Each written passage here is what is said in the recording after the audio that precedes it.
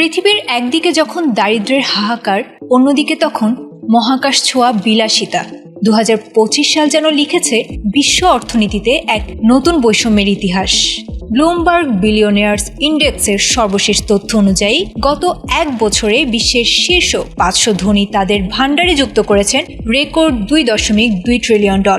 আর এই আকাশচুম্বী লাভের সিংহভাগই কুক্ষিগত করে রেখেছেন মাত্র 8 জন ব্যক্তি।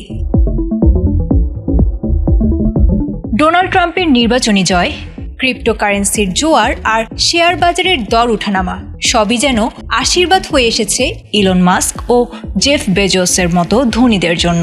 বিশেষ করে ইলন মাস্কের সম্পদ $190 বিলিয়ন বেড়ে দাঁড়িয়েছে রেকর্ড $622.7 বিলিয়ন। পিছিয়ে নেই ল্যারি এলিসনও, তার সম্পদ দাঁড়িয়েছে প্রায় $250 বিলিয়ন। খনিজ সম্পদের হাত ধরে অস্ট্রেলিয়ার জিনা রাইনহার্ট নিজের সম্পদ বাড়িয়েছেন প্রায় 3 গুণ। সবাই যে জিতেছেন তা কিন্তু নয়। ফিলিপাইনের আবাসন ব্যবসায়ী ম্যানুয়েল ভিলারের সাম্রাজ্যে ধস নেমেছে। শেয়ার লেনদেন স্থগিত হওয়ায় তিনি হারিয়েছেন $12.6 বিলিয়ন। তবে এই ব্যক্তিগত হার জিতের চেয়ে বড় হয়ে দেখা দিয়েছে বিশ্বব্যাপী সম্পদের চরম অসমতা।